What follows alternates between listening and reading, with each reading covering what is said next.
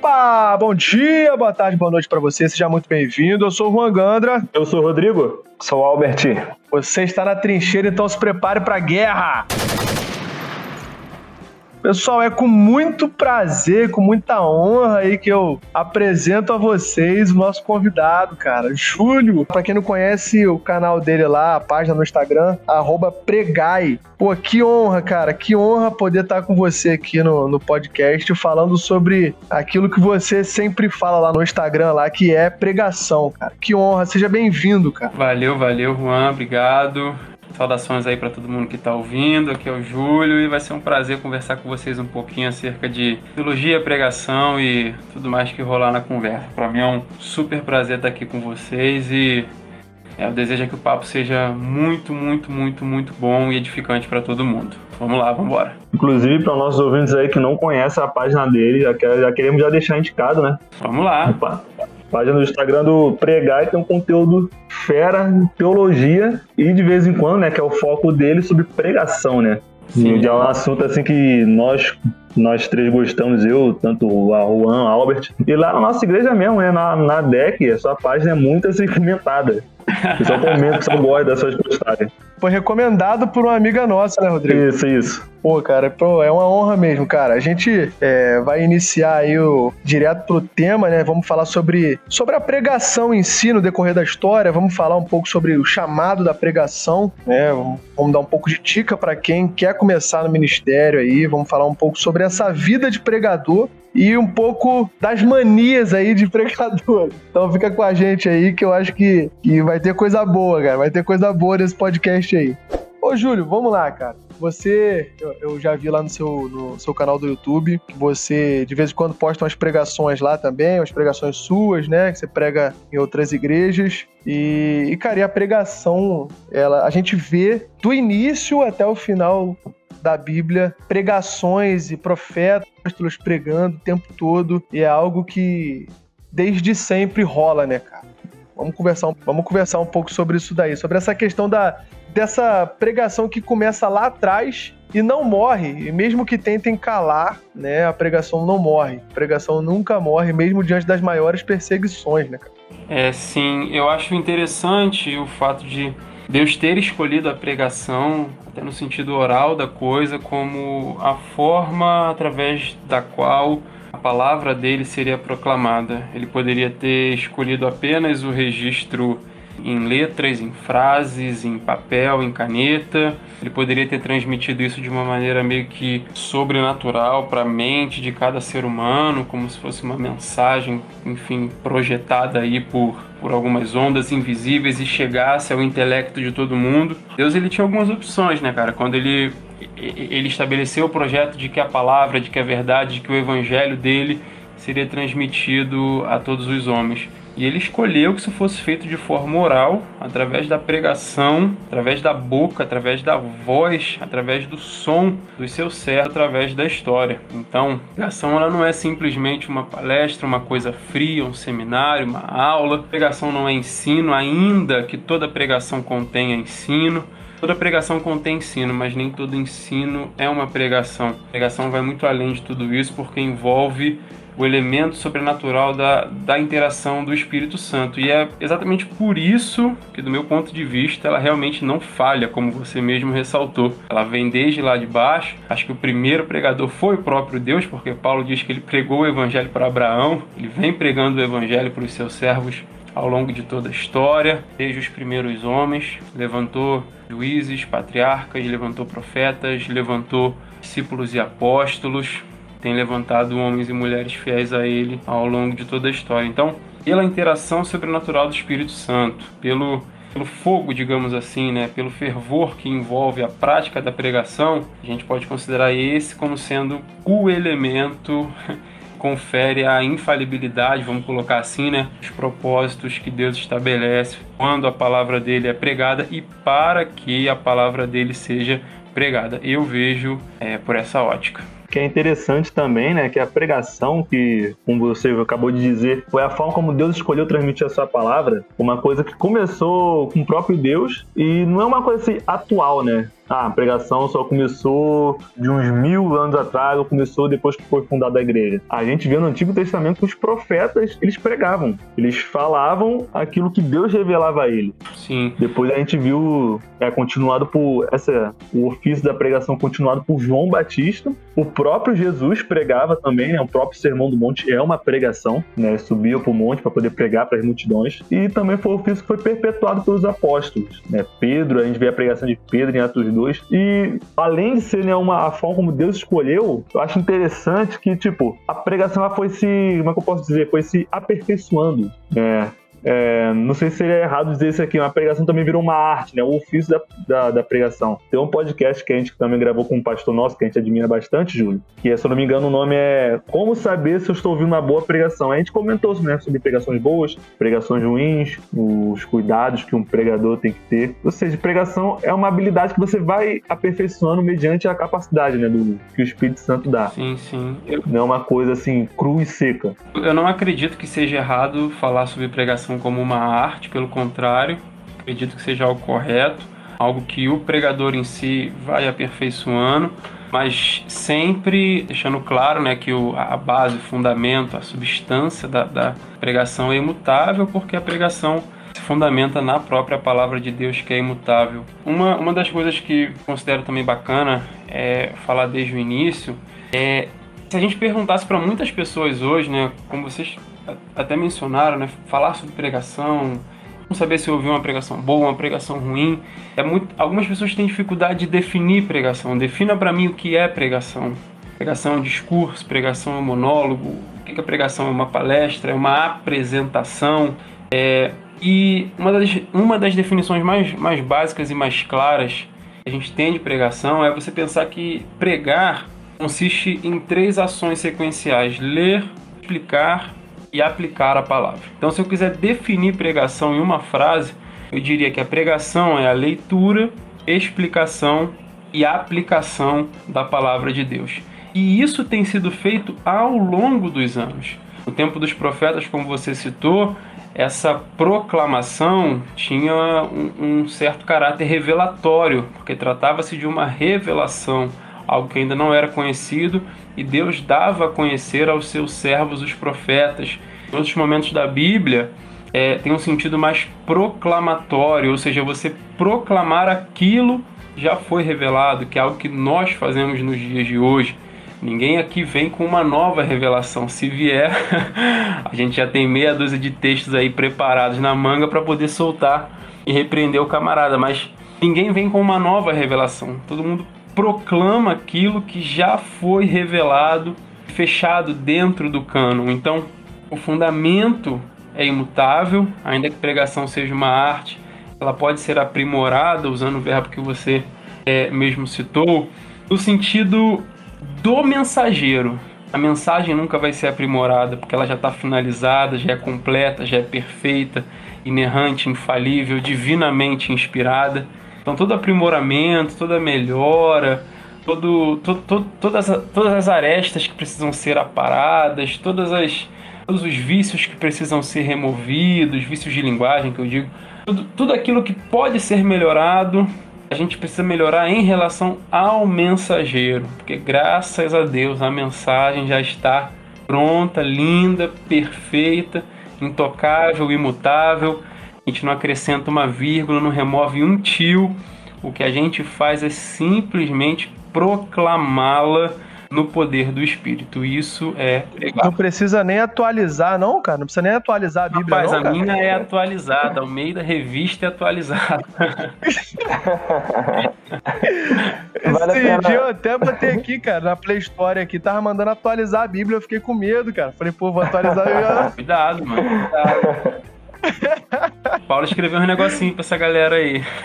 E assim, essa questão também da pregação ser uma arte, é legal pontuar também o contexto, né? Porque hoje em dia a gente sobe num púlpito, a gente se depara com várias pessoas batizadas, crentes e tal, que a gente congrega, mas nem sempre foi assim. No Antigo Testamento a gente vê os contextos de pregação e também o modo com que eles recebiam a mensagem, como o Júlio pontuou aí, totalmente diferente. A Bíblia estava sendo formada, os rolos sagrados existiam, mas não tinha um conjunto fechado como o Júlio pontuou, né? Hoje a gente tem uma Bíblia fechada e ninguém acrescenta nada e ninguém tira nada. Mas com os profetas não era assim. Tinham Salmos, tinha o livro de Moisés, que é o Pentateuco, e alguns outros livros, rolos sagrados, né? Mas não tinha um conjunto de fé fechado ali. E até por isso não era algo artesanal, de um cara subir num púlpito e tudo mais. Mas a gente vê que a pregação ela é central, né? O conteúdo não muda.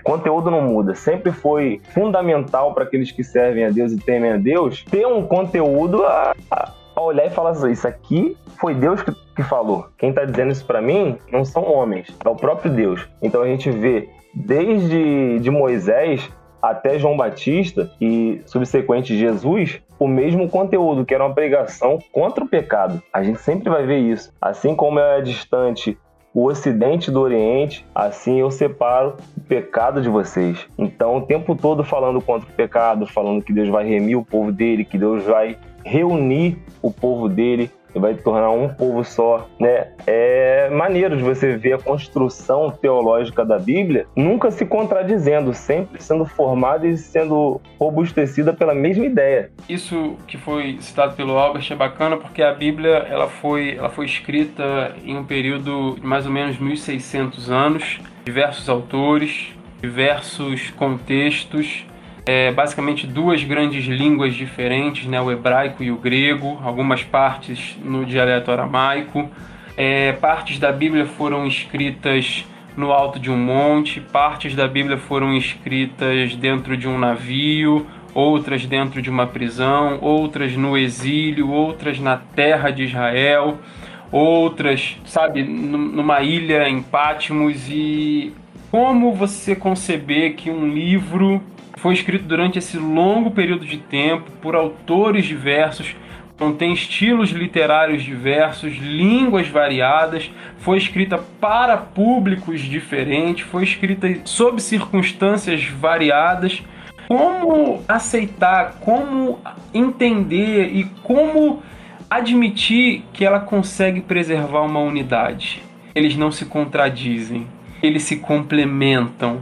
Que todos os livros falam do mesmo personagem principal, que todos os livros apontam para a mesma pessoa e que todos os livros lidos pelos salvos ao longo de todos esses anos, eles produzem o mesmo testemunho interno do Espírito no coração de quem lê e de quem tem o Espírito Santo dentro de si. Como conceber isso? É esse caráter de ser um livro divinamente inspirado que vai conferir à Bíblia esse status de não precisar de atualização, não precisar de acréscimo, não precisar de redução nenhuma, que vai conferir a ela o sucesso da mensagem, o sucesso do objetivo. Como o próprio Deus falou, né? A neve desce, para o céu não volta, a chuva desce, para o céu não volta. Assim também vai ser a minha palavra, ela vai fazer aquilo que eu determinei que ela faça. E eu termino dizendo que isso é um ponto de difícil aceitação, porque a nossa era é marcada pelo relativismo. Então você apresentar uma verdade absoluta a uma sociedade onde tudo é relativo, você apresentar uma mensagem concreta para pessoas que estão acostumadas com relacionamentos e com experiências líquidas ou gasosas em algum sentido, né? Porque nada se pega, nada é tácito, nada é tangível, tudo se desfaz.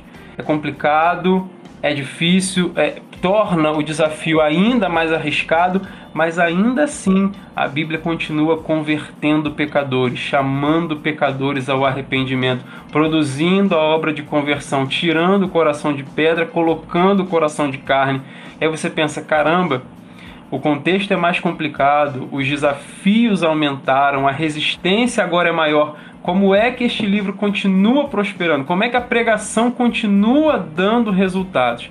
Aí você entende, né? Você é levado a entender, você é convencido pelas evidências que de fato trata-se de uma obra de Deus, não é obra de homens. Pô, glória a Deus, mano. Glória a Deus. Amém. Agora, deixa eu comentar uma coisa aqui, só inteirando isso que você falou, Júlio. Você falou no início, né, que Deus escolheu usar, né, a pregação como uma forma de expor todo o evangelho, né? E é muito triste, cara, a gente vê hoje, em algumas igrejas, né, o desprezo pela pregação em algumas igrejas, né, cara? Falta de tempo, às vezes falta de cuidado na preparação de uma pregação, de um sermão, e que é algo completamente central, né, na liturgia de um culto a Deus, né, cara? Verdade. Então, assim, é muito triste, cara, Pra gente trilhar um caminho, talvez didático na conversa e ajudar o pessoal que vai ouvir, eu vou propor 2 vilões para esse problema que você está me passando. O primeiro vilão é o mais fácil de compreender, preguiça mesmo. Muita gente, infelizmente, é preguiçosa. Não tem para onde fugir, né? Provérbio 6, vai ter com a formiga ó preguiçoso. Tem muita gente que é preguiçosa mesmo, ponto. Mas um segundo vilão é o chamado pragmatismo, que é um câncer dentro da igreja, que está afundando muitas e muitas igrejas. Só para deixar um pouco mais claro, o que é o pragmatismo? É aquela mentalidade que vai dizer que se um método funciona, então ele é o método certo e ele é o método que precisa ser adotado.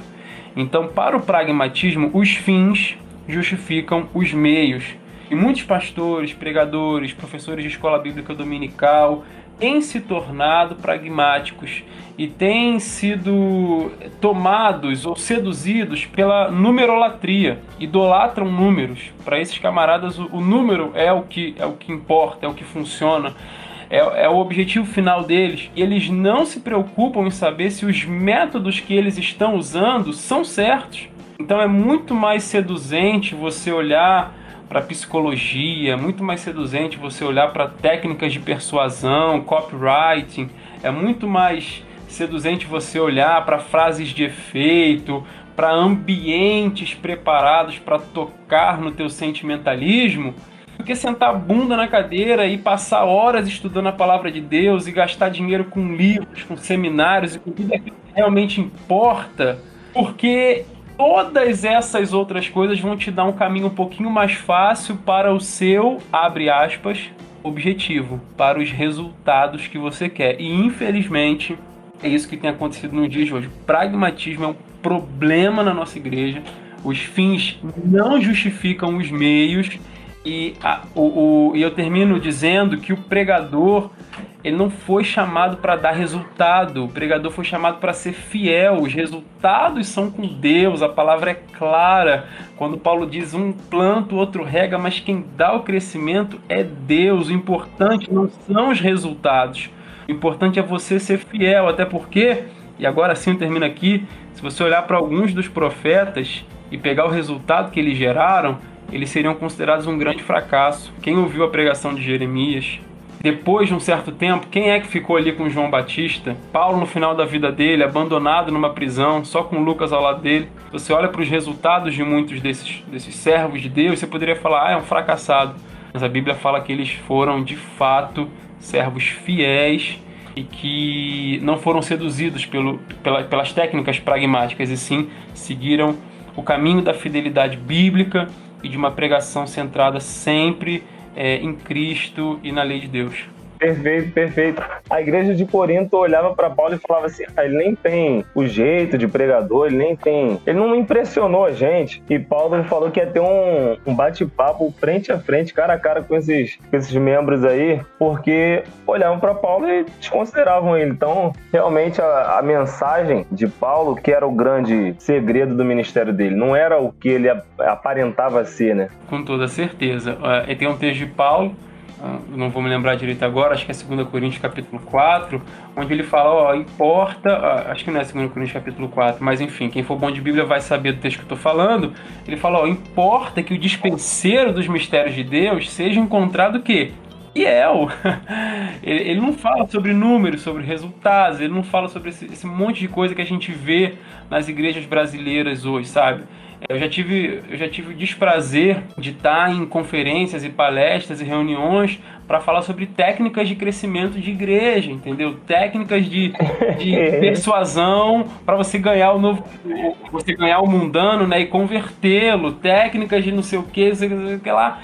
E isso é uma febre hoje, entendeu? E assim, os números vêm junto, as pessoas acham que esse é o caminho e abandonam a boa e velha prática da pregação. E pensar que isso era uma coisa assim que eu via, mas eu não sabia explicar o que eu via de errado, cara. Era uma coisa assim, esse lance que você falou do pragmatismo, né?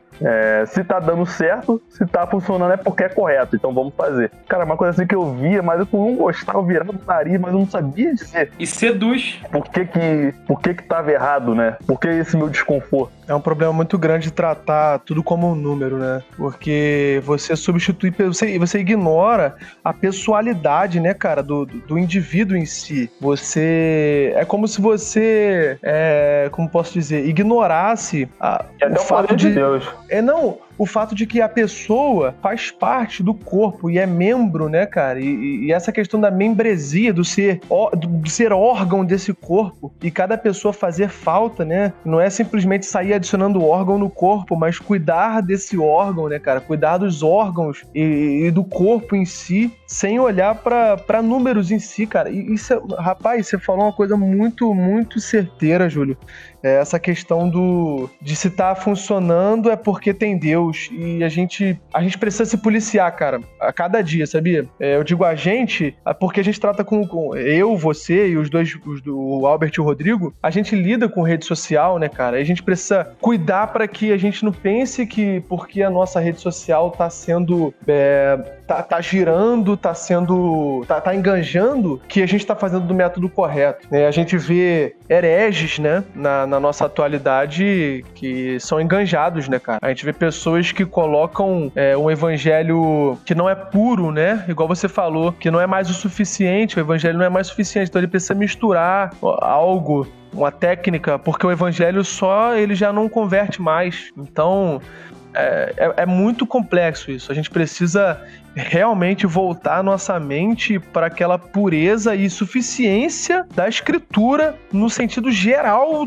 disso, cara, no sentido macro disso. A escritura, a palavra precisa ser o suficiente na nossa vida, na nossa família, no nosso trabalho, em tudo que a gente fizer, né, mano? As pessoas ficavam atribuindo a Lutero grandes frutos da reforma, e realmente ele foi muito usado por Deus, mas ele falava o seguinte: eu não fiz nada, a palavra fez tudo. Então ele atribuía ao evangelho, ao poder de Deus, sempre aquilo que aconteceu na reforma, sempre foi a palavra de Deus ali. E aí a gente vem com métodos, com isso, com aquilo outro, mas a primazia da palavra não tem mais. E o conteúdo é totalmente diferente, como eu pontuei. Antes se apontava para o pecado, hoje em dia é autoestima, hoje em dia é uma realização pessoal, é o que você quer que Deus vai te dar. Então o conteúdo já não é mais arrependei-vos porque é chegado ao reino dos céus. Sim. Sabe?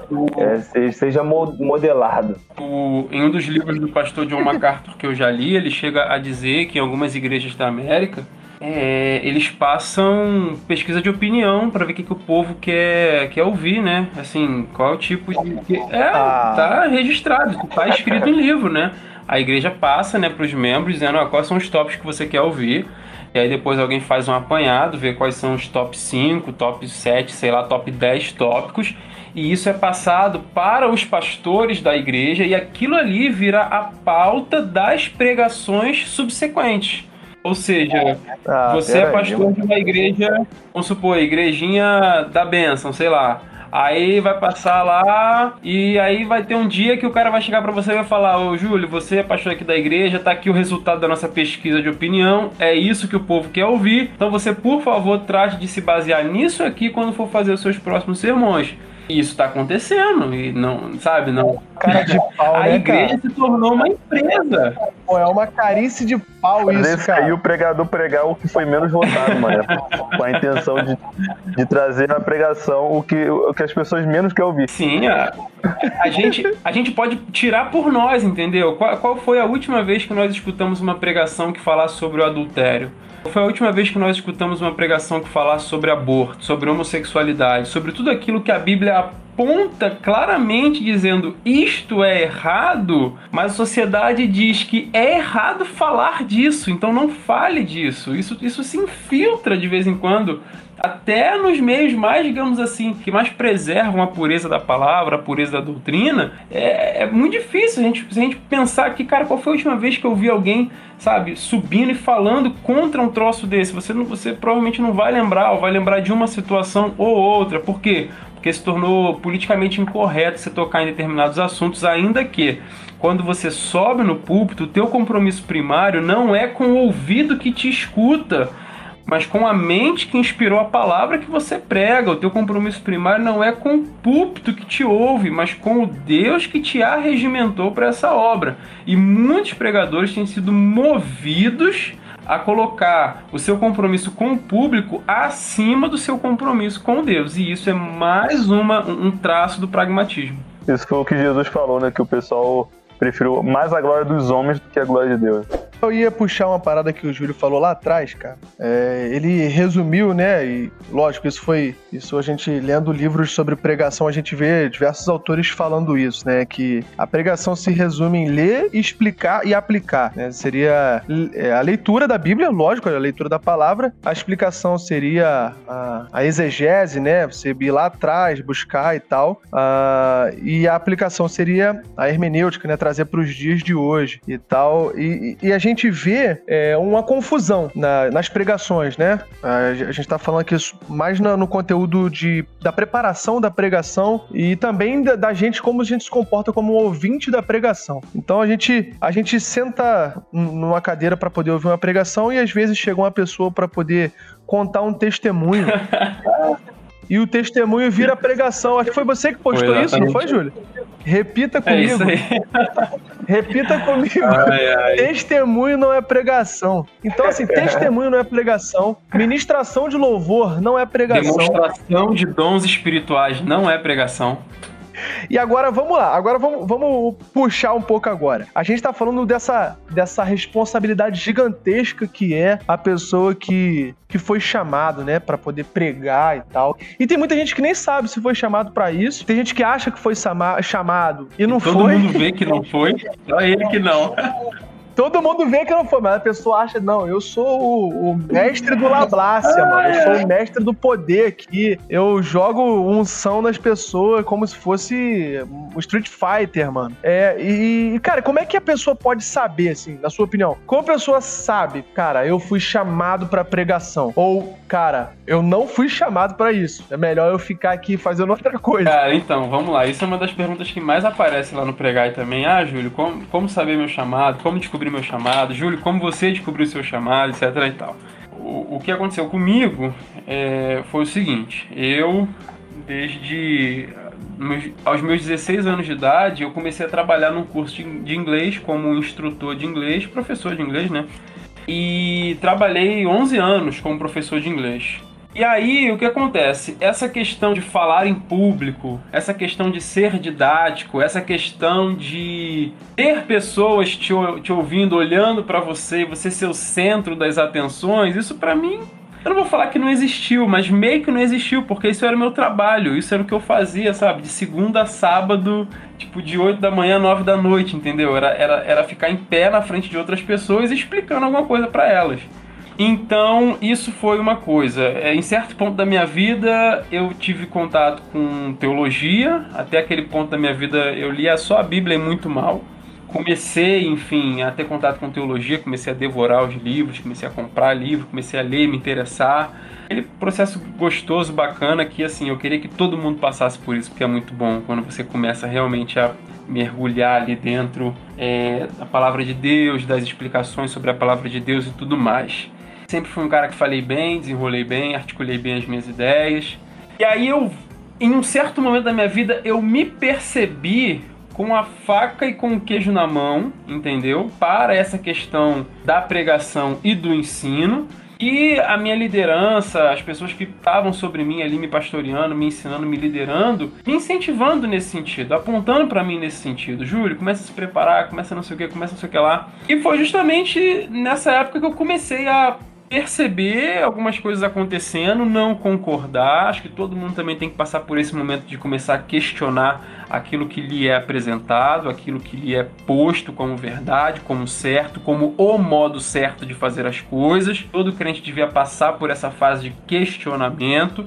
E aí eu me vi envolto por tudo isso. Eu digo que as coisas foram quase que naturalmente me levando para a área da pregação e do ensino. Eu já estava acostumado a falar em público, eu já era um cara que lia dentro do ônibus, lia dentro do metrô, buscava conhecimento. Sendo moldado já, né?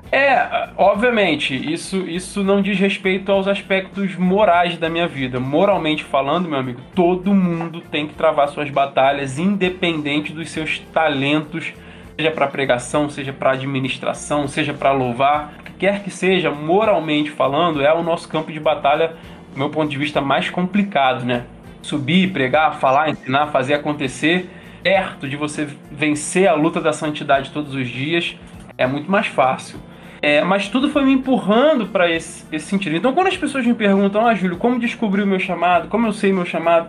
Eu falo, cara, observa a tua vida e vê qual é aquela área da tua vida que tu é bom, que tu faz bem, que de alguma forma pode contribuir para o reino de Deus, e começa a se perguntar, caramba, será que Deus não permitiu que eu fosse bom nisso justamente porque Ele quer me usar nessa área? Justamente porque Ele quer fazer com que eu faça a diferença nessa área? Porque às vezes Deus realmente vai treinando a gente, meio que sem a gente perceber, e esses treinamentos empurram a gente para o nosso chamado. Antes de José administrar o Egito inteiro, ele aprendeu a administrar uma casa, que era a casa de Potifar. Depois ele aprendeu a administrar um cárcere. Deus foi progressivamente colocando na mão de José experiências, momentos, coisas que no final das contas levariam ele a estar preparado justamente para aquele momento, né? E as pessoas ao seu redor lá que congregavam contigo, elas reconheceram o seu ministério da palavra? Como que foi nesse sentido, para os seus líderes e tudo mais? Quando que eles viram que estava acontecendo algo assim em você? Então, eu vou dizer que algumas sim, algumas não, porque eu não vou pintar aqui um quadro de unanimidade, né? Não, todo mundo vai reconhecer o teu chamado e vai dar tapinha nas tuas costas e vai... Não é unanimidade, mas realmente as pessoas que importavam reconheciam. E assim como na Bíblia, né, a gente tem ali Paulo agindo com Timóteo e Tito como se fosse um mentor, a igreja de Antioquia impondo as mãos sobre Barnabé e Paulo para a obra que Deus tinha separado para eles, o próprio Jesus trabalhando com os 12 apóstolos. Eu via também uma certa retaguarda, assim, me dando base, assim, vai, cara, vai nesse sentido, vai nessa direção, que é o teu chamado. Eu falei, então vamos embora, então vamos arriscar. Se for, se não for, não é. E graças a Deus tem dado certo. Normalmente as coisas são orgânicas, Sim. Né? Não existe uma forçação, né? As pessoas acham assim, não sei se na sua igreja também é assim, ou se nas igrejas no geral é assim, mas eu percebo num contexto das pessoas que me cercam, né, que existe um entendimento errado quando a pessoa se converte. Eles acham que a pessoa ou tem que ser pregadora, ou tem que entrar pro ministério de louvor de alguma forma, pra cantar, ou seja, tocar, né? Então tem essa espécie de fetiche pelo Sim. altar. E normalmente os chamados não são uma coisa que a pessoa fala assim, cara, eu vou ser músico. E aí a pessoa sai do completo zero pra buscar algo. Normalmente é algo mais natural, né? Igual você falou, que Deus já vai preparando de pouquinho em pouquinho, e a pessoa vai começar a ministrar aula na escola bíblica, começa, sei lá, a liderar algum grupo, a dar aula pra criança. Ele vai colocando certas circunstâncias no caminho da pessoa que apontam para aquele chamado maior que Deus tem para ela. Exatamente. Eu vi um vídeo uma vez o Douglas Gonçalves do Jesus Cop explicando, na verdade não era ele, mas era um vídeo dele, que antes do chamado ministerial, né, da vocação, aquilo que a gente chama de vocação, tem o chamado que é para todos os crentes, chamado ao sacerdócio, que é o chamado de você se ligar com Deus através de Deus, se conectar com Deus, de você estar ali permanecido na videira, estado ligado e permanecido na videira. E conforme você está permanecido na videira, você vai desejar fluir em alguma ação ministerial, né? Seja no ensino, seja em missões, seja até o mesmo desejo de ser pastor, né? Em Timóteo, Paulo fala que quem deseja o episcopado, boa coisa deseja, ou seja, tem esse desejo interno da pessoa. Mas antes de qualquer coisa, se a pessoa não sabe qual vocação ela possui, antes de qualquer coisa, ela tem que seguir o chamado sacerdotal dela, né? A de estar ligado na videira, de estar permanecida ali na videira, o chamado à santidade. É como se esse chamado ao sacerdócio fosse o vinde a mim. E o chamado vocacional, que é o ministerial, é o ide. Lindo, Padinho, lindo. Agora, como você vai fluir no ide, aí vai depender, né? De como o Júlio estava falando, das circunstâncias. Do que você se apega mais? Eu quero ser pastor de igreja, mas, sei lá, fazer missões na Índia não me interessa muito. Ou vice-versa. Eu quero cuidar de drogado, de prostituta, mas não levo muito jeito para ensinar. Ou eu sou mais inclinado a fazer missões urbanas. Por aí vai. Vai depender, né, das circunstâncias, do que você vai sentir mais inclinado. O que foi falado acerca desse fetiche do altar é tão verdadeiro. Eu vou dar um exemplo vivo aqui de casa, né? Por eu estar muito ligado nessa questão da pregação e da palavra, muitas pessoas sempre empurraram a minha esposa para onde? Pro louvor. E normalmente é assim, ele prega e ela canta. É quase... né? Tipo, não é isso que acontece? Então, e muitas pessoas sempre empurraram a minha esposa pro louvor, até o dia que ela mesma teve o discernimento e falou, não, gente, o meu lugar não é no louvor.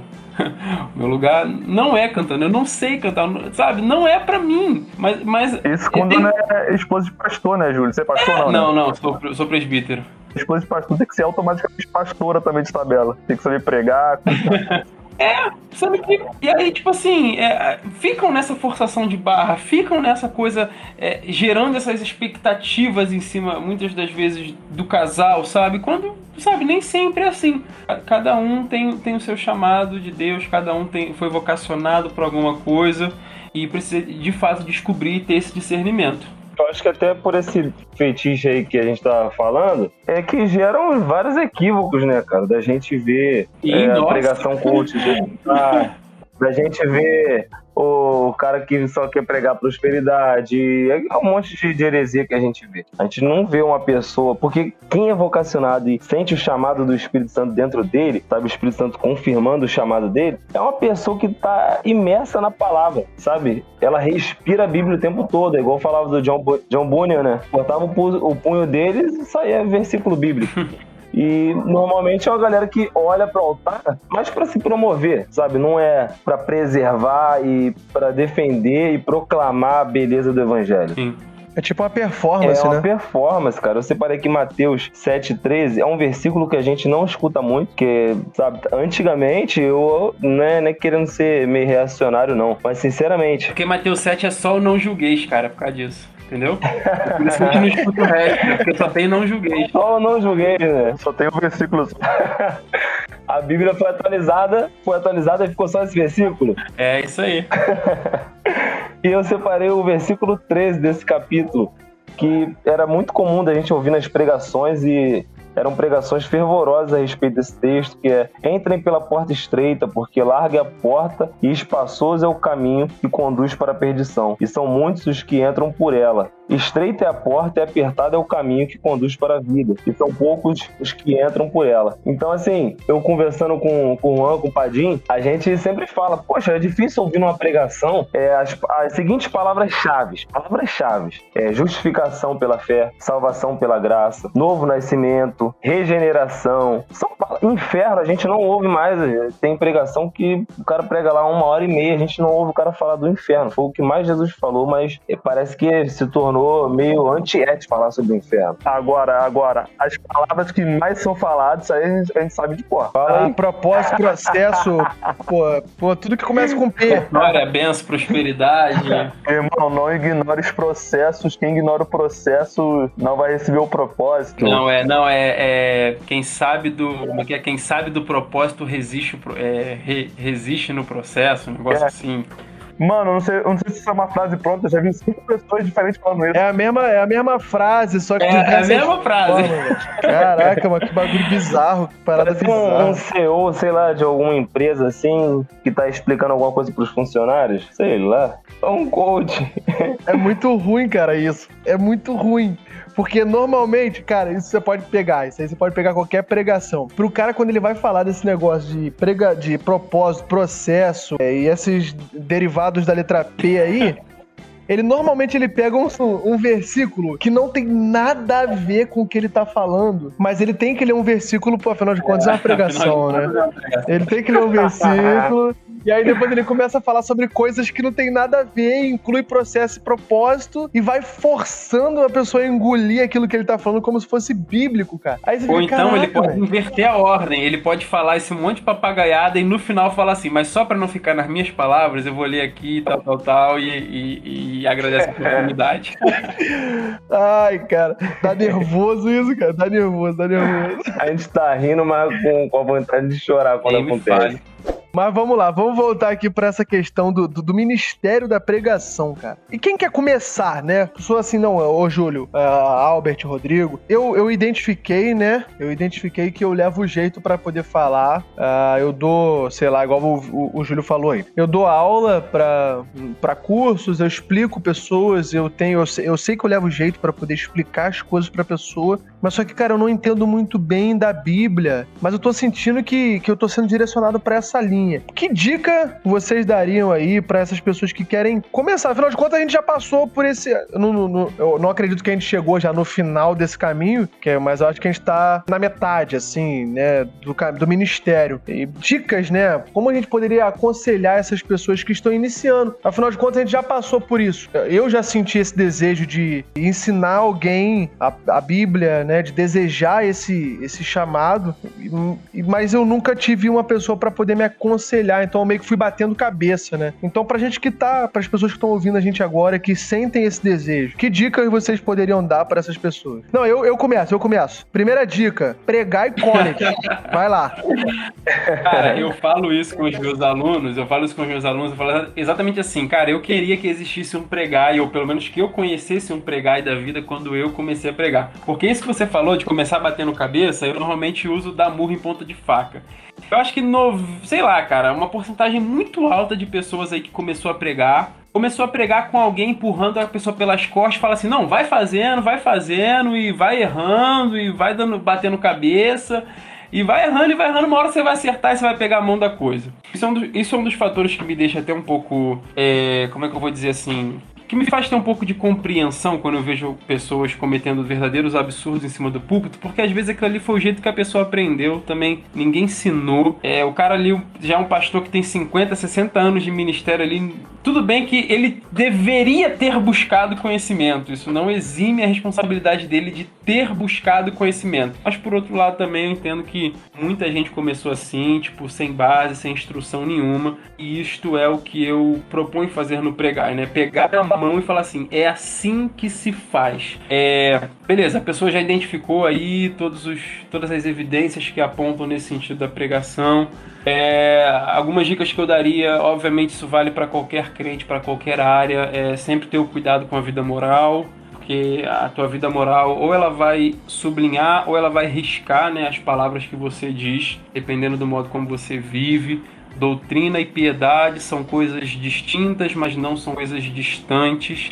Então, sempre cuidar com a vida, com os aspectos morais da vida, sempre procurar viver uma vida de santidade. Mas no aspecto prático da coisa, é muito bom que a pessoa deixe o orgulho de lado e pense, eu preciso de instrução, eu preciso ser ajudado, eu preciso de alguém que pegue pela minha mão e me ensine como faça.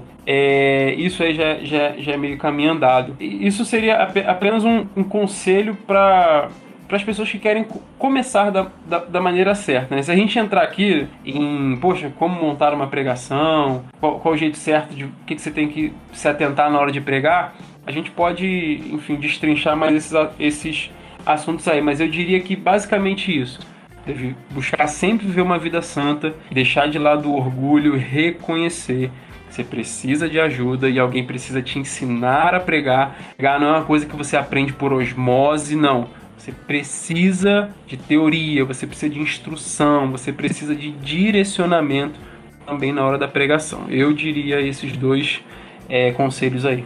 Uma coisa também que eu diria para a nossa pregação assim, ser bem eficaz mesmo, é a gente também ter vivência assim, com as pessoas, com os crentes, ou até mesmo com as pessoas não cristãs. Eu gosto do que o Iago Martins falou uma vez, na verdade eu vi num livro dele, que a maioria das pregações dele vieram de assim, coisas que ele via no jovem da igreja dele, que ele vivenciava, né, das conversas, da rodinha de conversa. E com o pregador, ele não tem que fazer o termo, né, teologia de janela, ser um teólogo de janela, teólogo do escritório, mas ele tem que fazer teologia a partir do que ele vive, né? Ele sabe quais são os dilemas que, pelo menos, os amigos mais próximos dele ali estão comentando, ou qual a mentalidade, o que o pessoal está errando, né, biblicamente, teologicamente. E a partir disso, você pregar, né? Você buscar uma resposta bíblica e aplicar o texto em cima daquilo que você está observando. Sim, é uma consequência, né, a pregação, cara. O cristão, ele se converte, ele quer glorificar a Deus, ele quer estar unido com Cristo. A pregação, ela só é uma consequência da experiência gloriosa que ele teve com Deus. Então, assim, não é simplesmente querer pregar, é querer ir diante do propósito que Deus te colocou, né? Apaixonado pela palavra, eu diria humilde para aprender, porque no começo da minha conversão, me indicaram um livro, eu perguntei, né, eu era muito curioso, eu ficava perguntando, me indica um livro, pastor? Chamava o pastor Zé, chamava o pastor Davi e outros pastores lá também, e sempre pedi indicação de livro, ainda que eu não fosse comprar por não ter dinheiro, ou sei lá o que, ou por não me interessar pelo tema, mas eu sempre pedi indicação. Aí me indicaram A Cruz de Cristo, do John Stott. Foi um dos livros mais fantásticos que eu já li e me deu combustível para seguir até hoje, sabe? Mas nos primeiros anos que eu tinha acabado de ler o livro de John Stott, eu falei, caramba, eu nunca tive contato com algo tão fantástico como esse livro aqui. E motivou. Depois eu li o livro do John Bunyan, depois fui conhecendo outros autores, aí depois eu esfriei. Parei de querer buscar livros, sabe? Eu achei que, sei lá, não sei o que deu na minha cabeça, mas eu achei que já estava bom de conhecer autores. E aí eu segurei muito na minha leitura, parei de ler de uma forma assim que freou o meu crescimento, sabe? Esfriou a minha vida cristã e também me impediu de avançar no ministério da pregação. Então a gente precisa ter humildade para conhecer os autores, para entender a Bíblia mesmo ela se explica, mas é bom também conhecer comentaristas bíblicos. Tem o Barclay, tem Hernandes Lopes e vários outros comentários excelentes que vão te ajudar também a conhecer mais da palavra, a te saturar do evangelho e de uma forma muito natural, você conversando com uma pessoa que não é da igreja ou com um irmão da igreja, você vai começar a soltar aquelas pérolas ali de uma maneira muito simples e poderosa, porque é o que você está cheio, teu coração está cheio daquilo e agora tua boca está colocando aquilo ali para fora de uma maneira salvífica, e é o Espírito Santo fazendo isso em você, entende? É importante essa questão da ferramenta, né, cara? Todo bom profissional, lógico que a gente, tô falando assim, no sentido meio metafórico, né, da palavra profissional, mas todo bom profissional, ele tem suas ferramentas, né, cara? Então o cara que ele vai pregar, se ele deseja seguir essa linha, esse chamado, né, cara, se ele recebeu esse dom de ensinar, ele precisa de boas ferramentas, né? Uma boa versão da Bíblia, uma boa tradução, né? Bons comentários, igual o Albert falou, bons amigos perto dele que possam aconselhar, pessoas mais maduras. Eu acho que isso é uma coisa muito importante para quem está iniciando, né? Você ter pessoas que são mais maduras na fé do que você, para poder te mentorear, né, cara? Para poder te auxiliar. Igual o Júlio falou de Paulo e Timóteo, né? Pô, que honra deve ter sido para Timóteo ser pastoreado, mentoreado por uma pessoa tão inteligente e tão simples como foi o apóstolo Paulo, né, cara? Então, assim, a gente precisa de pessoas assim perto da gente. A gente precisa de boas ferramentas. Se você não conhece boas ferramentas, cara, pesquisa um pouco, né? Tem muito comentário que é raso, tem muito comentário que tem uma linha teológica um pouco esquisita, vou botar assim, né? Bem herética, né? Até o próprio Barclay, como o Albert falou, tem coisas que a gente vai ler em Barclay que a gente, cara, eu não concordo muito com isso, não. Acho que eu vou ficar com o pensamento de um outro autor. E isso, cara, é completamente normal, né? Você ler dois pontos de vista e falar, cara, eu não concordo muito, eu não vejo muito bem dessa forma, eu enxergo dessa forma. E talvez lá na frente você vai ver, não, eu tava errado. E reconhecer isso, né, também, e falar, cara, eu tava errado nesse meu pensamento. Eu achava que, sei lá, que Maria podia me salvar, mas, cara, eu tô errado, não é bem assim e tal. Enfim. Às vezes não é uma heresia, mas também vai contra a visão da tua igreja, do teu pastor. Sim, é bom isso também, né? Você se policiar quanto a isso, tentar entender a comunidade que você está inserida, né? Para que isso não traga uma dificuldade para que você venha, na hora que você for expor a palavra. Tem muita coisa que a gente sabe que a Bíblia não proíbe, mas ela também não recomenda, né? Então, às vezes, as pessoas confundem isso. Da Bíblia não proibir, a pessoa acha que a Bíblia está recomendando. Então, a gente precisa tomar um cuidado com isso, né? Também.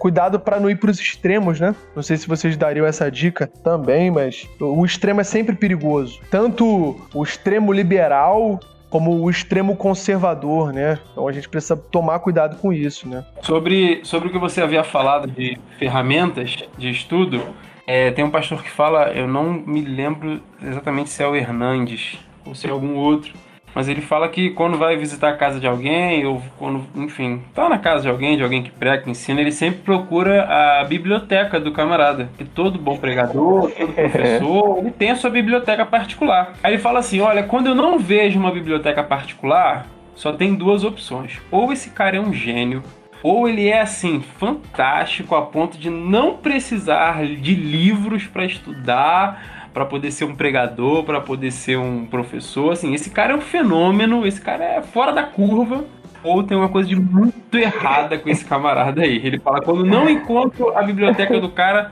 só tem duas opções. Ou ele é um fenômeno, ou ele é uma farsa. E Paulo pede, né, eu não lembro quem que Paulo pede, me ajudem vocês aí, que ele pede para trazer os pergaminhos. Timóteo, não é isso? 2 Timóteo. E a capa? Isso.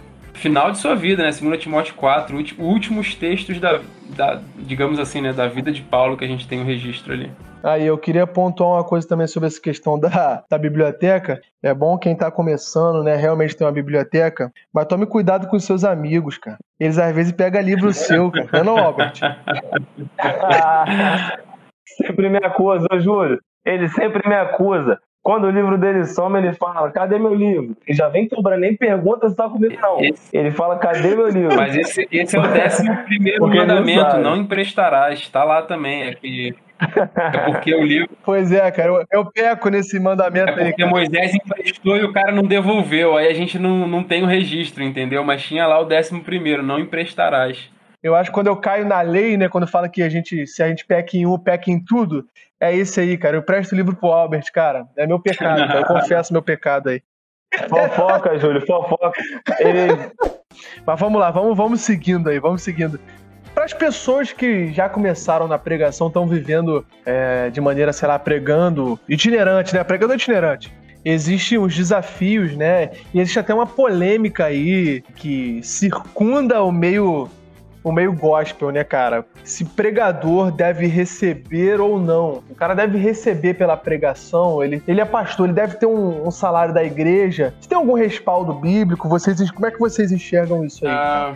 Bom, vamos lá. Dois assuntos, né? O primeiro, eu vou rasgar o verbo logo, entendeu? O pregador não deve cobrar para pregar de maneira nenhuma. Pregador, tá ouvindo aí o podcast, não cobre para pregar, tá? Eu acho super errado, nunca cobrei 1 centavo, nunca vou cobrar 1 centavo para pregar a palavra de Deus. E considero isso completamente errado, e se eu fizer uma análise, principalmente dos textos paulinos, isso é marca não dos pastores verdadeiros, e sim dos lobos e dos falsos mestres. Primeiro ponto é isso, não cobre para pregar, isso é errado. Você utilizou o termo... Estipular um valor assim é errado. Tipo, 2.500 de segunda a sexta, de segunda a quinta. Mesmo que seja um valor pequeno igual esse, é errado.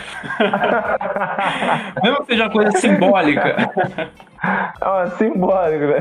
É porque tem uma diferença muito grande, cara, entre você viver do altar e viver para o altar. Quem vive do altar é o lobo, é o falso mestre. Agora, o verdadeiro servo, ele vive para o altar, que é totalmente diferente. Tem muita gente que fica pensando, não preciso trabalhar não, que eu vou viver da obra. Realmente, você vai viver da obra, você vai ser um sanguessuga da obra, parasita da obra. Você precisa viver para a obra. E aí, quando eu digo que o pregador não deve cobrar para pregar, eu não estou dizendo que é errado ele receber alguma coisa. O grande lance é ele estipular valor para estar em qualquer lugar pregando a palavra de Deus. Isso é super errado. Isso é nonsense. Isso aí não faz o menor sentido quando você analisa a vida dos pregadores que a gente tem relatados na Bíblia. Eu, pela graça de Deus, vira e mexe, estou pregando em algum lugar, nunca cobrei um centavo, nunca cobrei R$1, nada, nunca vou pregar nada para pregar. Pode deixar esse podcast aqui registrado para a eternidade, entendeu? Acho isso completamente errado. Se a igreja vier até mim, me der uma oferta, eu vou recusar? Claro que não. Vou receber com todo amor, com todo carinho, vou ao mercado, vou comprar livro, fazer qualquer coisa com aquele dinheiro.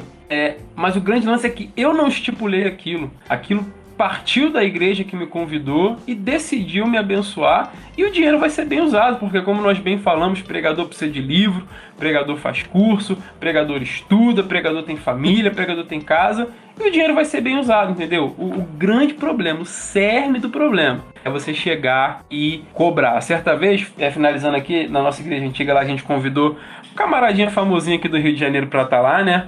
E aí é muito engraçado, porque a conversa parece até aquela conversa de propina, cara. Porque você não fala assim, você cobra quanto pra pregar. Não, a pessoa não fala isso. A gente fala assim, como é que a gente pode abençoar o seu ministério? Aí tu faz aquela pergunta mais light, mais soft.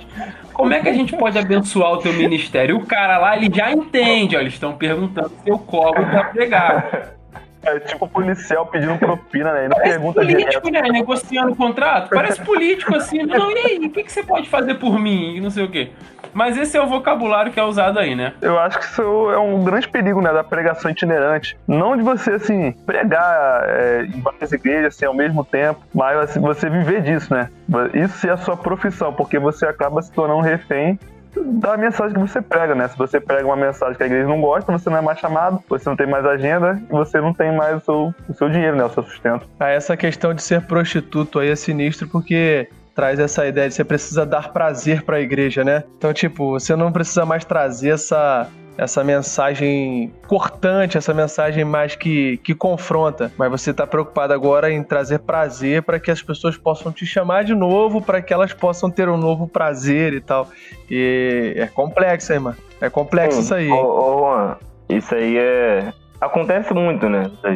A nossa experiência prática, a gente vê isso o tempo todo. Mas eu queria voltar no que o Padinho falou aí. A gente até conversou já disso, cara. Assim, eu, biblicamente, não vejo problema de uma pessoa viver sendo pregador itinerante, assim como também não vejo problema de um pastor ser sustentado pela igreja. Na verdade, isso é bíblico. E a gente precisa dos pregadores itinerantes. O problema são os excessos. Aquilo que não tá na Bíblia, que a gente vê claramente que é incoerente com o ministério da pregação, sabe? Igual o Júlio falou, do cara morar no lugar mais caro, de visitar os restaurantes mais caros, de comprar o terno de 5 mil, 3 mil, sabe? Isso aí é totalmente incoerente. E outra coisa, eu entendi assim, e vocês me elucidaram muita coisa, mas tem um ponto também, cara, que é legal de abordar, que é quando as igrejas começam a criar certos monstros. Vou usar essa expressão forte, mas é isso. Exatamente. Sabe, de uma igreja... Se ele tá cobrando é porque tem quem pague. Tem quem pague. E também tem igreja que não tem generosidade também para financiar ministérios. Essa questão de oferta e demanda, né, da igreja, vira um mercado mesmo, né? Tipo, o cara, vamos chamar o fulano de tal que ele tem ele prega bem e tal. E aí volta lá naquela parte lá, poxa, se eu chamar aquele fulano, vamos ter números, né? Vou ter pessoas que vão vir pra cá, Aí vira aquele ciclo vicioso, né? Igual o Albert falou, você cria um monstro. O próprio monstro, ele vai sei lá, como pode dizer, se engolindo, né? Ele vai se engolindo e se vomitando o tempo inteiro. Ele quer números, ele vai trazendo pessoas para que tenha números, e aí ele paga o itinerante lá para que tenha números e fica nessa bola de neve. Isso desdobra em muitas outras coisas. Vamos supor que o Juan me convidou para pregar sábado lá na igreja dele, e aí depois me vem o Albert com uma oferta para pregar sábado na igreja dele, só que lá na igreja do Albert eu vou receber 3 vezes o que eu vou receber na igreja do Juan. E aí, o que eu faço? Cancelo o compromisso que eu tinha com o Juan, porque a oferta lá no Albert é maior, e aí o cara fica refém, cara, dos convites, o cara fica refém dos valores, dos números, etc e tal. Como eu falei, a culpa não é só do pregador, porque se o cara cobra é porque tem quem pague. Se não tivesse quem pagasse esses absurdos, eles não cobrariam. E voltando na primeira fala do Juan, e concordo com o que o Albert falou, é totalmente bíblico, digno e correto que o pastor receba sim o seu salário. O próprio Paulo falou isso para Timóteo, né? Aqueles que se afadigam na palavra, os presbíteros que governam bem, principalmente os que se afadigam na palavra, são dignos de duplos honorários. Ele está falando aqui de sustento mesmo. Paulo falou para os coríntios, olha, eu tinha direito de ser sustentado por vocês, se eu semeio em vocês coisas espirituais, o justo é eu colher coisas materiais. Sabe, ele fala isso ao longo de suas cartas. O próprio corpo ministerial, digamos assim, lá nos tempos da lei, nos tempos do tabernáculo, era sustentado pelas ofertas dos serviços do templo, e a gente tem base para isso na Bíblia toda. Então, os dois lados da moeda que foram apresentados lá pelo Juan na primeira fala. O cara cobrar para pregar, do meu ponto de vista, errado. O cara receber oferta porque a igreja voluntariamente decidiu abençoá-lo, não vejo problema nenhum com isso.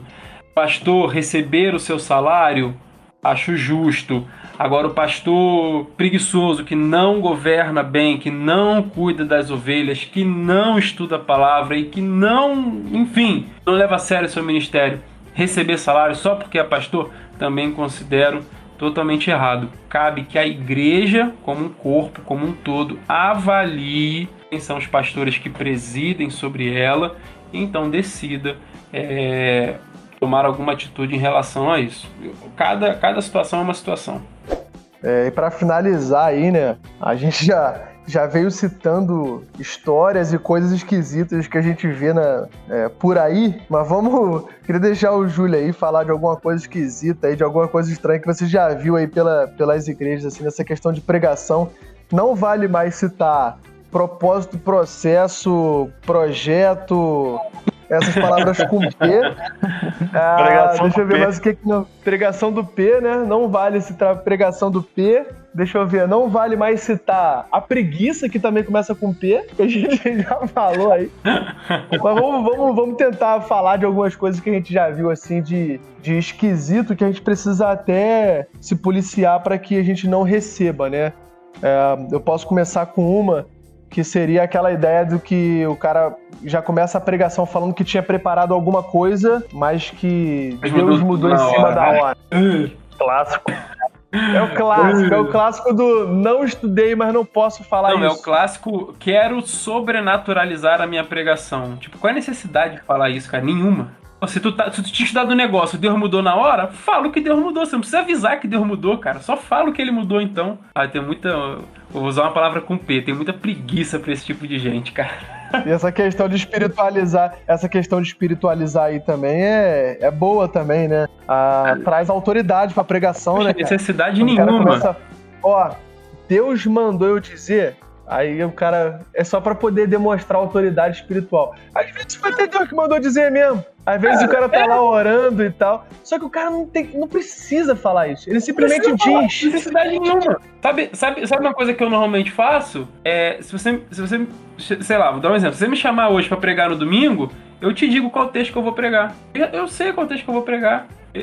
Sabe, porque não existe texto mais inspirado do que o outro. Então, às vezes, sei lá, eu vou pregar na minha igreja e coloco lá no grupo do WhatsApp. Pessoal, sei lá, domingo de manhã eu boto lá, hoje à noite tô pregando, a palavra vai ser essa. A gente vai expor tal texto. Eu anuncio, não tem aquela coisa de Respeito quem tem essa coisa de buscar confirmação até os 45 do segundo tempo. Respeito, mas assim, não existe texto mais ou menos inspirado do que outro. Acredito que Deus pode, sim, aos 45 do segundo tempo mudar alguma coisa. Só que eu tenho que ir com um plano bem traçado, entendeu? Eu não posso sair da minha casa, como eu já vi um certo pregador aí falando. Não, eu saio de casa, nunca saio de casa sabendo que eu vou pregar. A pregação vem no carro. Eu falo, cara, isso aí é responsabilidade, pelo amor de Deus. Caramba. Caraca! De responsabilidade. Aí, o maluco vive perigosamente, velho. Esse cara vive perigosamente. E aí, se ele deixa pra cima do culto, também ele pode chegar com uma pregação meia boca, né? Isso que é o perigo Mas de aí tudo. isso acontece. É por isso que ele nunca sai de casa sabendo que vai pregar. Que ele nunca prega. É só língua estranha, revelar CPF, enfim. É outra coisa que não tem necessidade nenhuma. Eu quero os 6 números da Mega Sena, pô. Não quero saber meu CPF, cara. Eu quero outro tipo de revelação. O maluco revela CPF. O Júlio falou da questão de querer tornar algo muito sobrenatural, então pegar algo normal da vida cristã e transformar em algo sobrenatural. E a gente já falou isso já em alguns outros episódios, né? Que assim, a palavra, ela é espiritual e ela vai te transformando dentro pra fora ali, modelando teu caráter, sabe? Modelando tuas atitudes, tua postura, tua mentalidade cristã. O Espírito Santo começa a transformar você, mas ela é espiritual. Essa galera que gosta de falar assim, eu vou orar até Deus me confirmar, eu vou esperar até o último minuto de eu subir no púlpito para saber o que Deus vai falar. Eles querem transformar a pregação em algo sobrenatural, sempre vai ser assim. E eu não nego que Deus fale aonde que Ele quer, o texto que Ele quer que eu pregue, não que Deus não intervenha, não que Deus não dê uma direção. E essas coisas acontecem, a gente sabe. Mas o problema de tudo é você transformar uma experiência comum da vida cristã em algo sobrenatural só para poder cativar pessoas e fazer, sabe, um marketing em cima do seu próprio ministério, vendendo uma experiência. Eu não sei se eu tô errado, se já aconteceu algo com vocês parecido com o que aconteceu comigo. Uma vez eu tava preparando uma pregação sobre um texto que eu queria muito falar, um texto que eu queria muito pregar. Eu falei, cara, eu vou pregar sobre isso. Aí comecei a preparar o sermão, cara, e no meio, lógico, isso, sei lá, 2, 3 semanas antes, porque eu não sou igual o Júlio que prega todo dia. Né? Mas aí, normalmente eu tenho tempo, a pessoa me chama pra daqui a 3 meses, 4 meses. Aí eu boto aquela, não, deixa eu ver a minha agenda aqui, né? A agenda tá sempre vazia. A agenda tá sempre vazia. Manda falar com a secretária. Não, fala com a minha secretária lá, vê se tem agenda. Exatamente. Mas no meio dos meus estudos, eu percebi que Deus estava me direcionando para um outro texto. Eu acho que isso já aconteceu com vocês. E aí eu tive que abrir mão daquilo que eu queria falar para poder meio que falar aquilo que eu estava sendo impelido, né, a falar ali pelo próprio Espírito. Não sei se isso já aconteceu com você, se isso foi uma experiência meio bizarra e aconteceu comigo. Fala aí. Já aconteceu comigo, sim. E quando acontece comigo, o que acontece é que o estudo não encaixa. Eu sempre sinto que alguma coisa não está encaixando. E às vezes que eu fui teimoso e levei até o fim, a pregação não fluiu. Não fluiu legal, entendeu? E aí eu fiquei, caramba. Mas às vezes, né, quer tanto ali pregar certa coisa, etc e tal, aí tu vai de teimoso e nem sempre flui do jeito que quer. Mas sim, acontece comigo e acontece quando eu tô montando o esboço, né, estruturando ali, introdução, desenvolvimento, clímax, conclusão, sempre falta alguma coisa não encaixa. Parece que tá faltando tempero, né? Tá faltando tempero da pregação, tu fica, caraca, tá faltando alguma coisa, cara. O que é? Eu gosto quando o pessoal sugere tema, me chama pra pregar e me dá um tema. Eu acho isso top. Eu não sei se vocês gostam disso, quando já vem o tema ali. Vocês não gostam, não? Eu gosto. Cara, eu sou o oposto, eu não gosto disso. Não gosta? Ô, Albert, ele tá zoando, cara. Ele tá zoando. Não ele tô, tá zoando. Mano. Eu não tô. Não tô falando sério. Não é possível. Cara, eu vou contar a experiência do Albert. Uma vez convidaram o Albert pra poder pregar, aí falaram assim, pode ficar à vontade, pode pregar o que você quiser. O Albert, beleza. Chegou lá, aí o pastor falou assim, lê o texto base. Ele nem sabia que tinha texto base. Leu o texto base e continuou a pregação. Ô, Júlio, o pastor queria que eu pregasse em cima do texto, leu o texto base. eu fui lá, li o texto base e depois fui pro meu texto onde eu ia pregar e preguei. Tá certo, pô. Porque me falaram que não ia ter. Tá certo. O cara falou que não ia ter. Mas eu também não falei que, tipo assim, eu prefiro dessa forma. Não é que eu prefira, é porque é o que conversa a gente aqui sempre. Quando a gente tá reunido e tal. Da pregação dispositiva. Se você te dá um texto e você não é acostumado a pregar naquele texto, você é forçado a estudar, você é forçado a se preparar para poder pregar em cima daquilo. Então te tira da zona de conforto e faz com que você não seja um preguiçoso. Você tem que se envolver, você tem que garimpar a palavra ali para arrancar os tesouros lá do fundo. Então isso é bacana. Eu pontuei nesse sentido. Mas não que eu prefira que me dê um tema. Não é questão de preferir, é questão de eu falar assim, caramba, eu vou estudar esse texto, eu vou me aprofundar nesse tema. Nesse sentido. É porque assim, quando eu falei com vocês assim, se você me chamar pra pregar domingo agora, eu já sei o que eu vou pregar. É que às vezes, cara, eu vou usar um termo assim, parece meio sobrenatural, mas não é. Às vezes tu tá debaixo de uma determinada revelação. Tem um determinado texto que tá queimando no teu coração, entendeu? Então, tipo assim, se eu for na igreja do Juan no sábado, na igreja do Albert domingo, e na igreja do Padinho segunda-feira, eu vou pregar o mesmo texto nos 3 cultos, entendeu? Por quê? Porque eu tô debaixo daquela revelação ali. É aquele texto que tá queimando no meu coração esses dias, entendeu? A não ser que Deus mude alguma coisa aos 45 do segundo tempo, a princípio, é aquele texto que eu vou pregar, entendeu? Já houveram casos, né, de eu estar sábado e domingo em 2 lugares diferentes, mas pregar o mesmo texto, pregar a mesma pregação. Por quê? É aquilo ali que tá queimando no meu coração. Então, por isso que eu não me sinto muito confortável com essa questão de pregar em cima de tema, etc e tal. Já tive umas experiências bem ruins quanto a isso, porque não era um texto que estava queimando no meu coração, entendeu? Não era um texto que saltou os olhos e eu realmente fui estudar aquilo ali com vontade, com sede e tal. Foi quase que uma obrigação ali, né? De eu ter que cair dentro daquilo ali e não fluiu muito legal. O que acontece às vezes também é que quando a gente é convidado para poder pregar, assim, sei lá, em algum congresso, normalmente são textos que já são bem batidos, né? Então às vezes fica até meio complicado você chegar lá, o pessoal às vezes não entende muito bem que é uma revelação nova, mas não, é só a exposição da palavra simples e aí parece que o pregador deixou a desejar alguma coisa, né? Ou então é muito aleatório, né, velho? Ou então é muito aleatório. Como assim? Jesus chorou. Sei lá, Jesus chorou. É tipo, caraca, quem? Tu não vou falar, mano. Tá ligado? Aí tu vai. É complicado. Mas, pessoal, espero que vocês tenham gostado desse podcast aí. A gente vai ficando por aqui. Júlio, cara, muito obrigado, cara, por ter topado aí gravar com a gente. Você abençoou muito as nossas vidas, cara. Eu que agradeço. Pô, uma honra de verdade ter você aqui com a gente. Pessoal, vai lá no canal do Júlio lá no YouTube, vai lá na página dele lá no Instagram, segue ele lá. Que Deus abençoe a sua vida aí, a sua família, cara, seus filhos aí. E que você continue sendo bênção nas nossas vidas aí, na vida da igreja brasileira, mano. Em nome de Jesus. Eu que agradeço aí o convite, papo bom. O tempo passou até rápido, né? Eu nem vi, cara. Agora que eu fui ver, caraca, mais de 1 hora conversando, foi rapidinho, mano. Eu realmente espero que esse conteúdo, assim, abençoe muitas pessoas, né? Como eu falei, gostaria de ter tido um auxílio melhor na época que eu comecei e que, de fato, a gente consiga contribuir um pouquinho, nem que seja um tijolinho, uma coisinha pouca aí, para o crescimento de novos pregadores, professores e líderes que sejam bíblicos e que sejam fiéis. E desde já fica aqui o meu muito obrigado por esse convite. Amém, mano. E volte mais vezes. Tamo junto. Com certeza. Se rolar aquela ofertinha combinada, eu tô voltando, pô. Pô, cara. E como é que a gente pode abençoar seu ministério aí? Fala comigo. Então, cara. Tem Pix, tem cartão. Valeu, pessoal. Fica com Deus aí. Até a próxima. Deus abençoe a sua vida e a sua semana aí. Tamo junto. Valeu. Valeu, galera.